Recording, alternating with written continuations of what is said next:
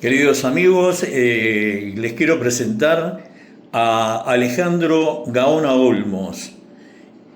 Presten atención al desarrollo, a toda la información que nos suministra en esta jugosa nota. Vamos ahí.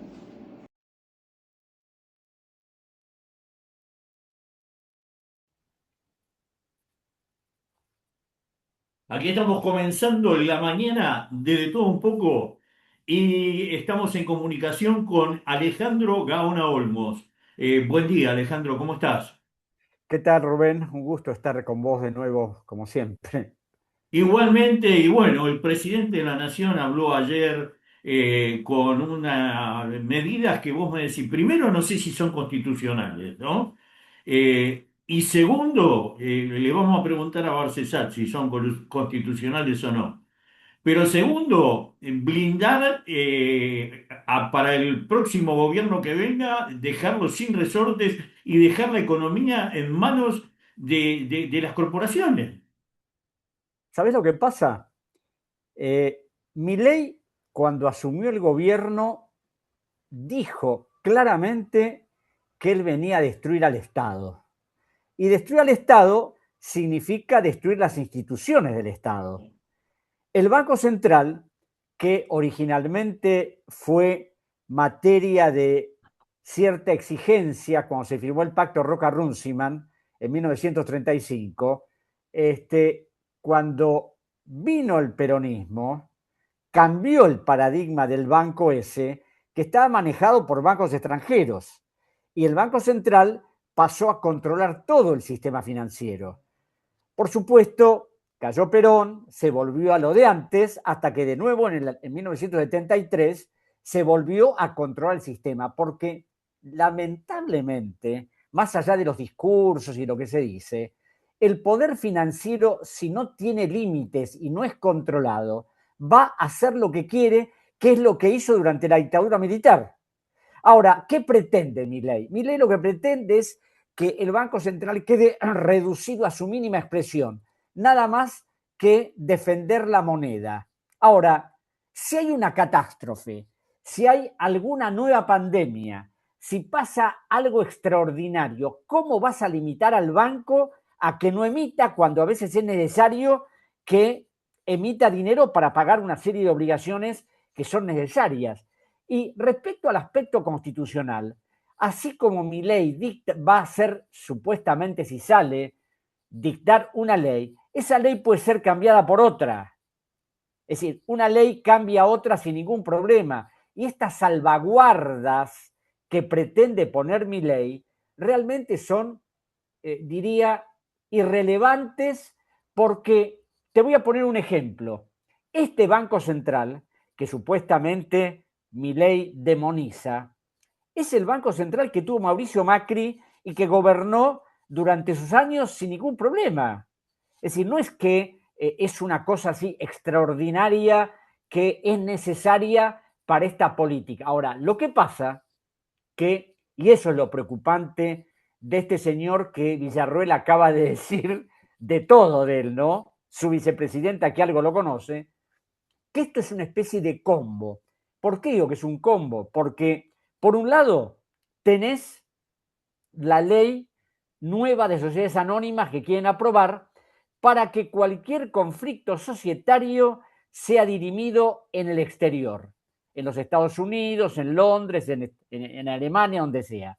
Por otro lado, tenés una ley de tierras que quieren imponer, por el cual mañana cualquier país extranjero, cualquier ciudadano, no sé, se compra media Patagonia, parte del noroeste argentino, no importando que haya zona de fronteras con otros países.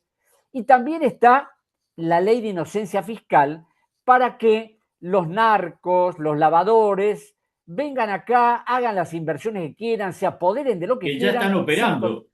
por eso, sin control alguno. Entonces vos te das cuenta que no es un aspecto chiquitito, sino no, es toda una estructura que Milei la larga con esa banda que tiene al lado, Luis Caputo, Sturzenegger, Santiago Bausili, que claro, no son personajes nuevos.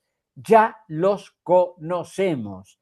Mi amigo Federico Delgado, siendo fiscal federal, lo investigó a Caputo, a Bausili, al ex jefe de gabinete de Macri, Quintana, vio cómo hacían operaciones con títulos de la deuda, es decir, cómo, siendo secretario de Finanzas Bausili, negociaba con los acreedores de los cuales él había sido parte como miembro del Deutsche Bank.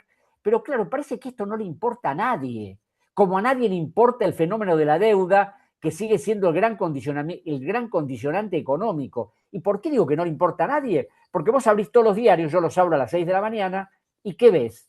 El déficit fiscal, que no existe, o sea, estamos logrando un superávit, la inflación, que está bajando, y después vamos a pagar tantos intereses. Pero después el significado de semejante deuda, lo que está haciendo Caputo para reciclarla permanentemente, esta venida de la señora Georgieva a mentir descaradamente, a decir cosas que no existen, ¿viste? Es realmente alarmante. Ayer tuve la oportunidad de hacerle una nota a Claudio Loser, el ex director del Fondo Monetario Internacional. Sí. Y más allá de la ideología, más allá de su visión de la economía, ¿no? Que es muy parecida en algunos puntos a la de Milei, marca un montón de disidencias, ¿no? Cosas que cuando vos le entras a preguntar por el tema de las rutas, de lo que nadie sabe explicar, nadie que se lo pregunta a todo el mundo, ¿dónde está la deuda externa? Nadie lo sabe explicar. Vos le preguntas a uno, al otro, nadie lo sabe explicar. Hay cerca de 500 mil millones de dólares de deuda externa y hay cerca de 500 mil, mirá qué casualidad, ¿no? Cerca de 500 mil millones de dólares de capitales extranjeros argentinos en paraísos fiscales, ¿no? Bueno, yo te voy a tirar dos datos, que soy el único que los hablo. Por eso quizás me acusen de locura o algo por el estilo. Cuando se investigó la deuda privada en el Banco Central, los auditores descubrieron que no eran deudas reales, eran deudas mayormente ficticias que habían constituido empresarios nacionales y extranjeros para beneficiarse.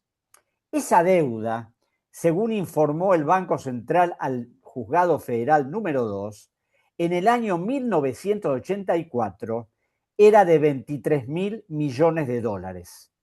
A hoy, esa cifra excede los 160 mil millones de dólares. Eso por un lado.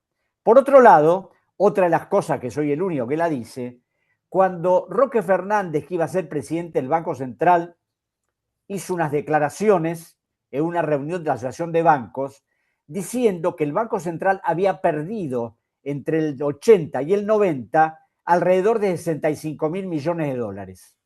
Entonces Menem ordenó una investigación, creó una comisión investigadora para ver si era cierto. La comisión le entregaban 3 funcionarios, probos diría yo: César Arias, subsecretario de Justicia, que fue muy amigo de mi padre; el doctor Ricardo Molinas, que era fiscal de investigaciones administrativas; y el doctor Oscar Roger, que era procurador general de la Nación. Estos funcionarios investigaron durante más de un año, con muchos problemas, porque el Banco Central no les daba información, el Ministerio de Economía tampoco, pues lo que pasa siempre. Pero hicieron lo que pudieron y llegaron a una conclusión de que no se habían perdido lo que decía Fernández, sino que se habían perdido 104 mil millones de dólares, de los cuales 70 mil habían beneficiado al sector privado. Ahora, esos 70 mil de esa época hoy son más de 260 mil millones, por los cuales si sumás esos 260 más lo otro que te acabo de decir, estamos arriba de los 420 mil millones de dólares que se fueron del país y ya sabemos quién se los llevaron. Ahora, Saqueo.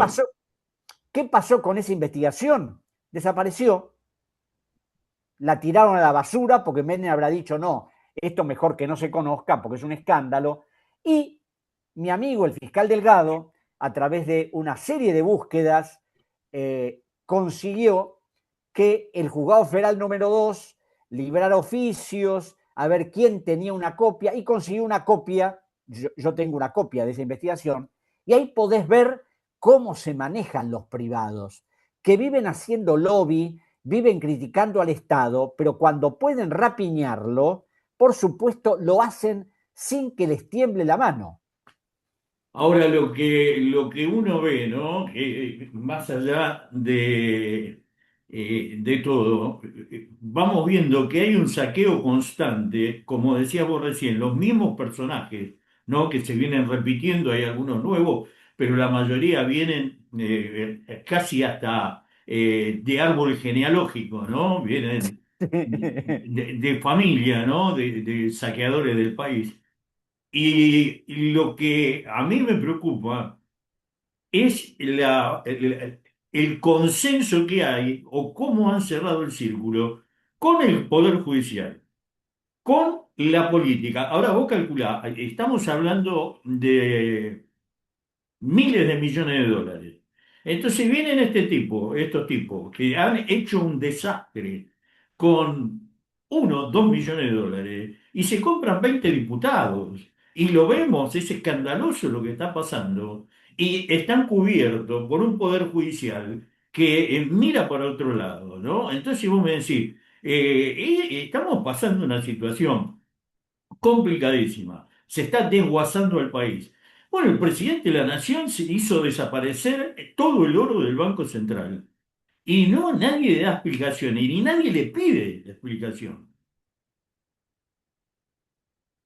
Claro, porque vos fijate que, además de no pedirle explicaciones, el argumento que oportunamente dio Caputo es un argumento insostenible de que acá el oro no servía para nada y en un banco del exterior nos daba rentabilidad. Ningún banco del exterior te va a pagar porque le mandes el oro, al contrario, te cobra por tenerlo.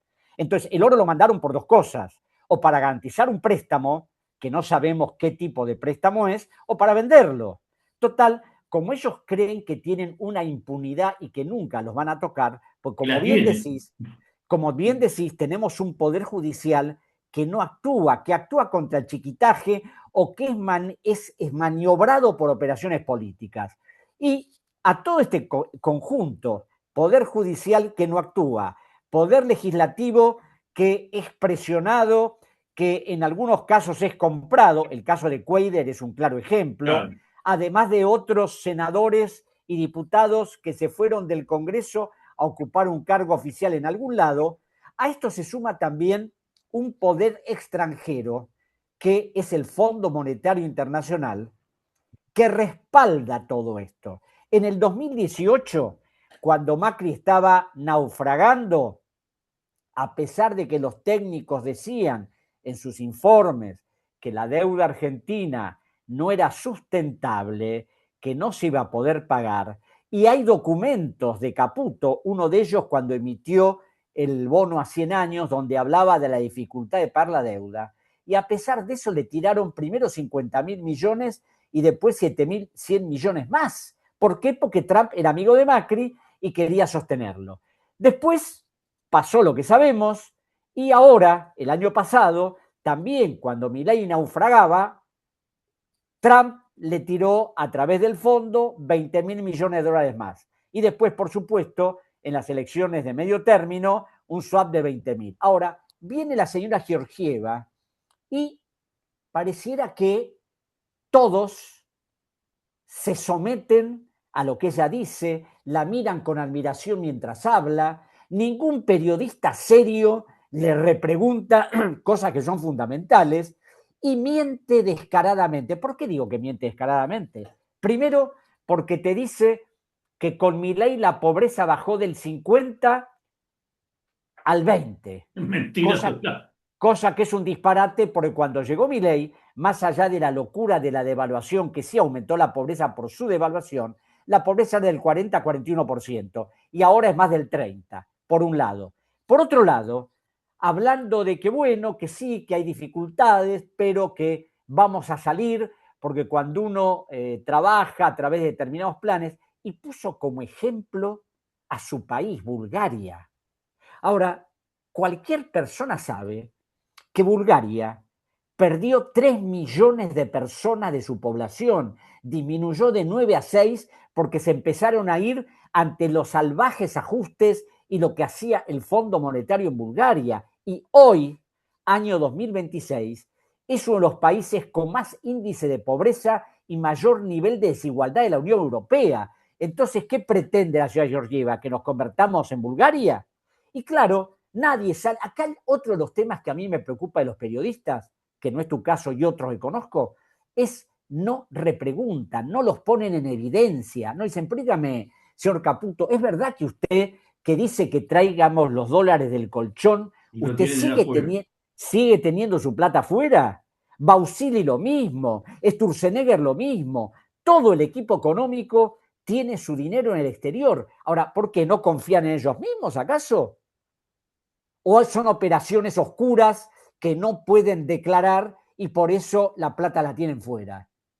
Por eso se lo decía yo ayer a Claudio Loza, ¿no? Le digo, ¿cómo va a venir la gente a invertir acá si Caputo tiene todo su dinero en el exterior, que es el representante económico? Ahora, ¿vos te acordás de Anutzin, el famoso Anutzin, que era Sí, también sí, claro. representante? Sí, Y también lo trataban como un rey. Y ahora como la Georgieva habla del petróleo argentino como si fuera de ellos, lo mismo que la representante de Estados Unidos para el Atlántico Sur, la representante militar.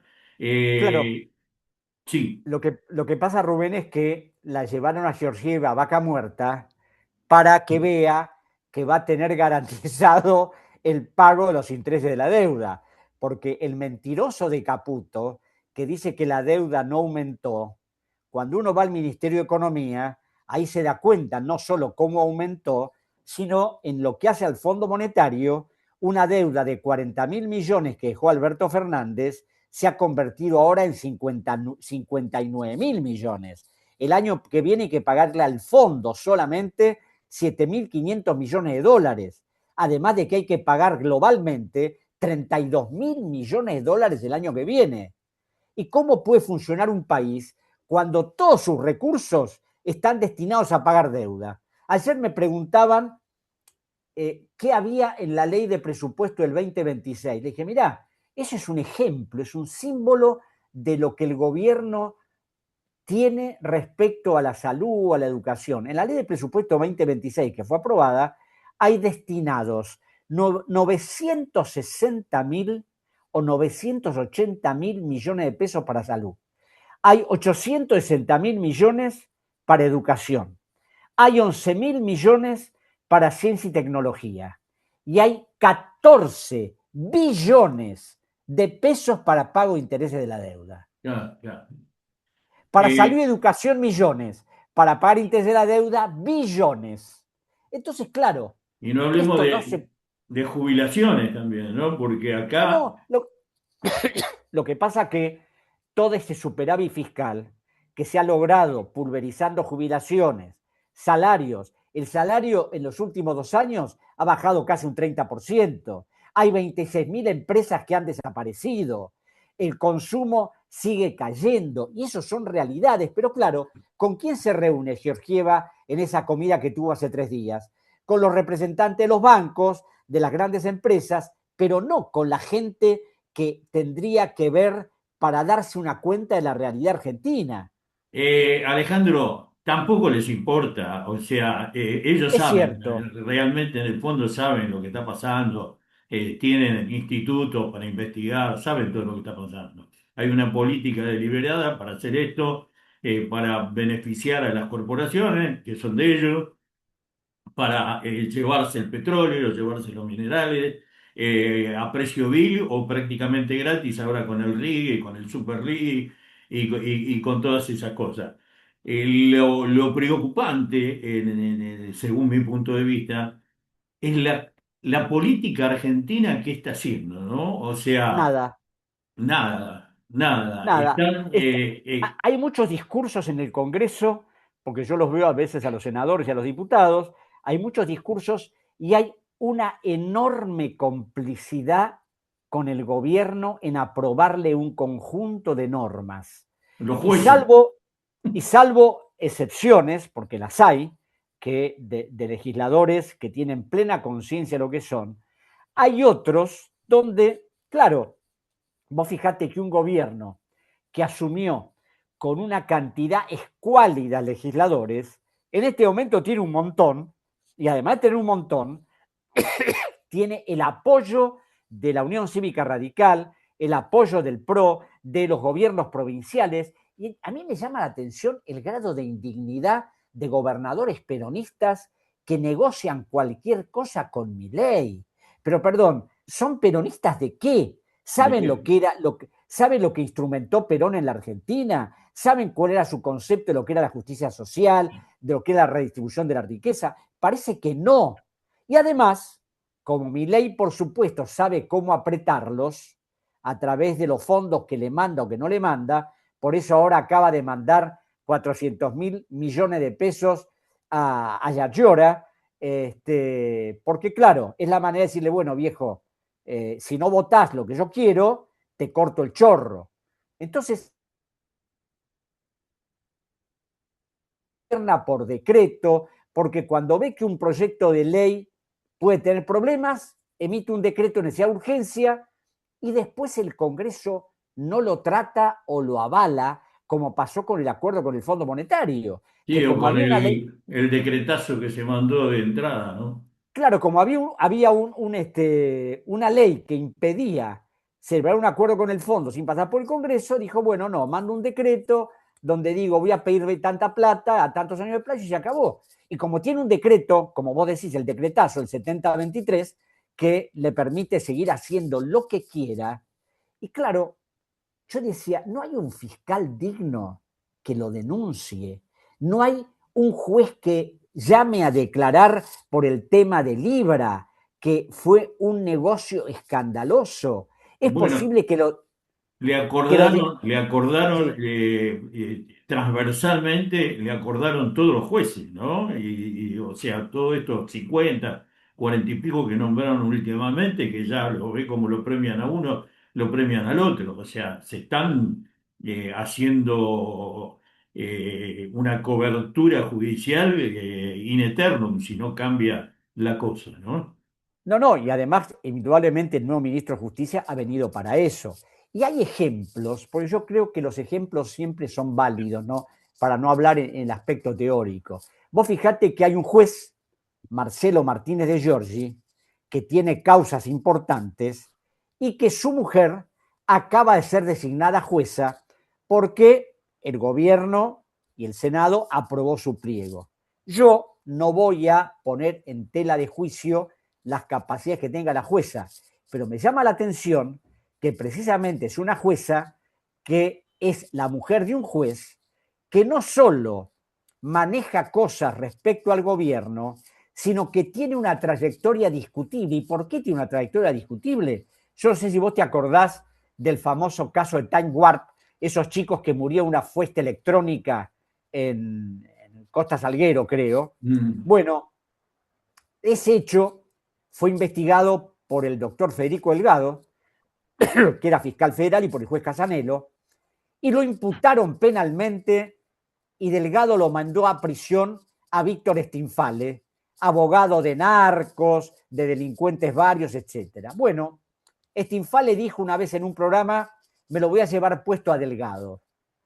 Y fíjate el poder que tendría que junto al abogado que trabajaba con él, Mariano Cunio Libarona, le armaron una causa al fiscal Delgado ante el juzgado de Martínez de Giorgi, que lo citó a Delgado a indagatoria. Además de citarlo a indagatoria, ordenó que se conocieran todo lo que era su grupo familiar, ordenó que se identificara a testigos de identidad reservada que habían declarado en la fiscalía, que vos sabés bien que en causas de narcotráfico, es decir, no puedes individualizar a personas que van a denunciar a otros.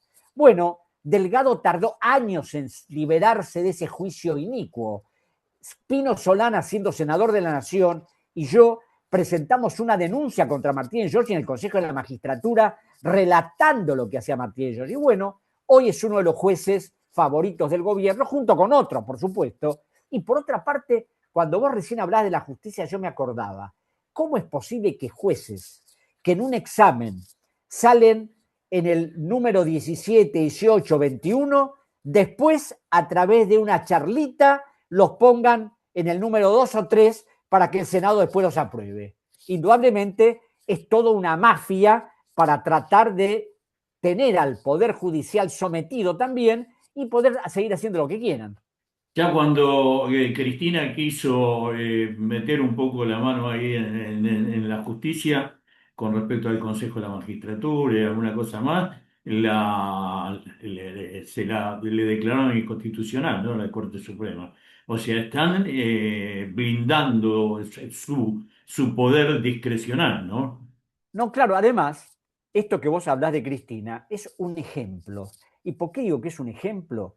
Porque es un ejemplo, es decir, yo no conozco en detalle la famosa causa de vialidad, pero como ayer decía el doctor Beraldi, que es su abogado, señores, aquí el único elemento de juicio es un decreto que Cristina firmó. Un decreto que sigue vigente hoy, pero bueno, ha servido para condenar a Cristina. Pero más allá de eso, ¿cómo es posible que jueces que eran amigos de Macri fueran los que integraran un tribunal? ¿Y cómo es posible Totalmente que una probado, ¿no? ¿Y Aparte. cómo es posible que una Corte Suprema que tiene causas 5, 6, 7 años estudiándola, lo de Cristina lo haya liquidado en apenas unos meses cuando se enteraron que iba a ser candidata? La Por verdad eso me que, bueno, alguno ve las maniobras judiciales, pero es tan complejo esto, ¿no? Por un lado es simple, pero por otro lado es complejo. Un tema que a veces uno no lo toca profundamente, pero el tema del narcotráfico, ¿no? Vos fíjate que hay una política, aparentemente, ¿no? Me da la sensación de que hay una política nacional favoreciendo al narcotráfico. Relajación de los controles, blanqueos. Eh, el otro de, bueno, no me sale el nombre ahora. Esto que, perdón, que no te investigan, ¿no? Ya me va a salir el nombre. Y no, Eh, la ley de inocencia fiscal. la ley de inocencia fiscal, Inocencia esa. fiscal es una ley que te permite decir, bueno, tengo tanta plata y no te van a preguntar de dónde la sacaste, qué negocios hiciste. Es la ley a la que se acogió Adorni, Sturzenegger y varios funcionarios del gobierno, donde utilizan la función pública para hacer lo que quieren. ¿Vos te acordás los créditos del Banco de la Nación? Claro, claro, claro, claro. El Eh, señor Menem, el- el sobrino del presidente de la Cámara de Diputados, un muchacho de 24 años que nunca tuvo función pública ninguna, le dieron un crédito de casi 400 millones de pesos. claro, claro. Eso no pasó nunca. No, no, Entonces, de esto nadie habla, parece que todo es un poco la naturaleza de las cosas, de que el gobierno se ejerce de esa manera. ahora, volviendo al tema, otra cosa que es preocupante por uno de los casos del narcotráfico, el tema de la cuenca del Paraná, de los puertos, de todo el manejo del comercio exterior sin control, prácticamente en manos privadas, que también favorece al narcotráfico, ¿no? Entonces vos me decís, pareciera que hay una política deliberada para llevarnos a ese punto. Uno ve lo que es Santa Fe, Rosario precisamente, con el tema del narcotráfico, como está. Ahora aparentemente hay un poco más de silencio, pero hay toda una movida. Están los puertos. Claro, es una política deliberada para hacer negocios a expensas del Estado y del pueblo argentino. Porque vos estás hablando precisamente de esto de los puertos y del río Paraná, y el negocio de la hidrovía, que empezó en 1994, cuando Menem concesionó todo ese corredor enorme a favor de la empresa belga Jean de Null en sociedad con una empresa argentina, EMEPA, de Benjamín Gabriel Romero. y todo el análisis de lo que fue ese negocio, que oportunamente yo lo hice porque presentamos con Pino un proyecto de ley en el año 2011 para tratar de cancelar la concesión, y accedí por intermedio de un abogado que había iniciado un juicio penal por este tema, a una serie de documentos donde vos veías cómo se fue enriqueciendo esa empresa, cómo le volvieron a reajustar permanentemente los cánones. Es decir, algo increíble. Ahora, todo eso terminó en el 2021 y ahora vuelven a darle a los mismos que hicieron grandes negocios con la Argentina. Y como vos bien decís, el 80% de las exportaciones argentinas pasa por hidrovía. Hablo de las normales. Mm. Claro, hay otras que no son normales y por supuesto, como no hay controles, como se ha desmontado todo el sistema de controles que tenía la Argentina. Mira, te voy a dar un ejemplo poco conocido. Hace ya varias décadas se denunció que alrededor de entre empresas y ciudadanos particulares había 22.000 grupos que infringieron la ley penal cambiaria a través de operaciones, etcétera. Se hizo una causa penal que cayó en el juzgado penal económico que estaba a cargo del Manuel García Reynoso. La fiscal interviniente, la doctora Fátima Ruiz López, pidió informes al Banco Central a los efectos que indicaran cuántos sumarios se habían hecho, porque si hay 21.000 infracciones entre empresas y particulares, el Banco Central, que es el que tiene que controlar eso, bueno, el banco contestó que había alrededor de 36 o 38 sumarios.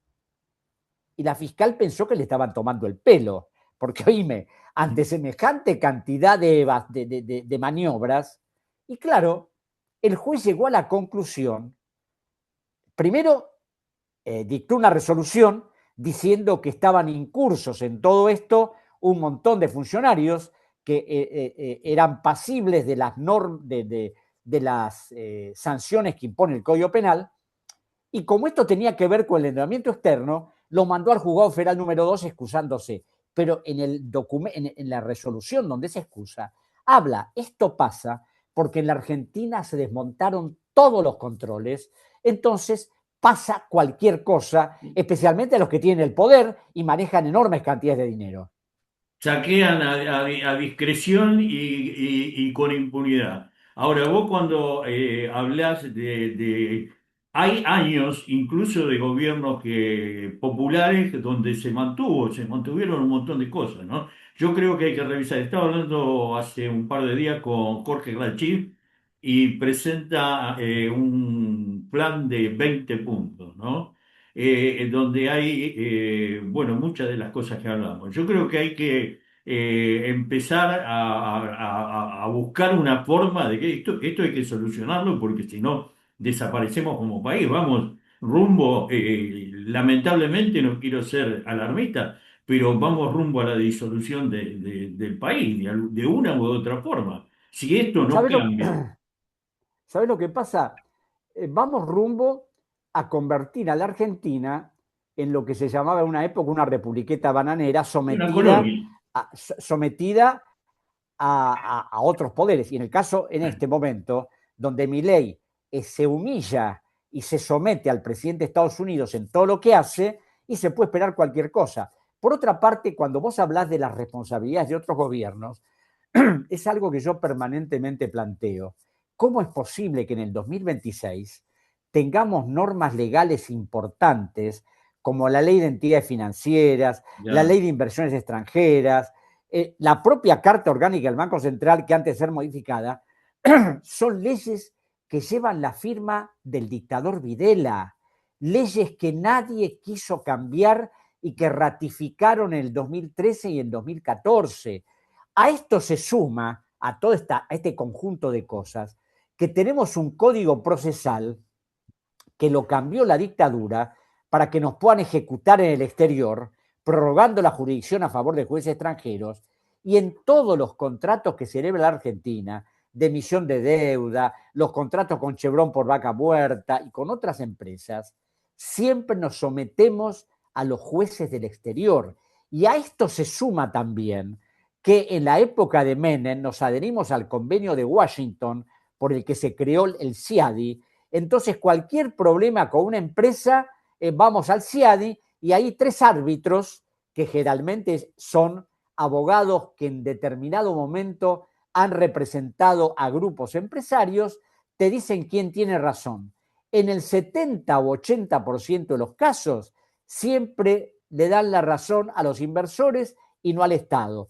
Y esto lo investigamos en el Ecuador porque el presidente Correa creó una comisión auditora de los tratados bilaterales y ahí durante 2 años hicimos una especie de repaso completo y nos dimos cuenta cómo era esto. Esto también a la Argentina le está perjudicando porque permanentemente tenemos problemas en el CIADI y permanentemente nos condenan. Alejandro, se termina el Zoom, realmente muy, muy interesante la charla de hoy, muy interesante toda la información y las investigaciones que estás haciendo. Y me gustaría que sigamos por ahí la semana que viene o la otra hablando de este tema, porque hay que hablarlo. Muchos miran para otro lado, se hacen los giles, pero bueno, por lo menos lo tiene que conocer el pueblo esto, ¿no? Por supuesto, y te agradezco mucho la entrevista y sabés, Rubén, que siempre estoy a tu disposición cuando querés que charlemos de estas cosas. Un fuerte abrazo y gracias por estar, gracias, la verdad que disfruté de la charla. Bueno, otro abrazo para vos. Hasta luego. Bueno, Alejandro Olmos Gaona, acá. Espero que le haya gustado la nota y quiero agradecerles a todos ustedes por los mensajes de cariño, por las sugerencias, por toda la comunicación y todos los mensajes que recibimos por distintos medios. Gracias por estar, gracias por escucharnos, gracias por seguirnos en redes. Bueno, recuerden que estamos en nuestra página de este programa, www.paisajes, personas y personajes. También estamos en YouTube como Rubén Daniel Cian, en Facebook como Rubén Daniel Cian, Paisajes, Personas y Personajes, y también estamos en Instagram como Rubén Daniel Cian, FM 91.5. Como les digo siempre, gracias por estar, gracias por compartir, gracias por estar siempre presentes. Un abrazo.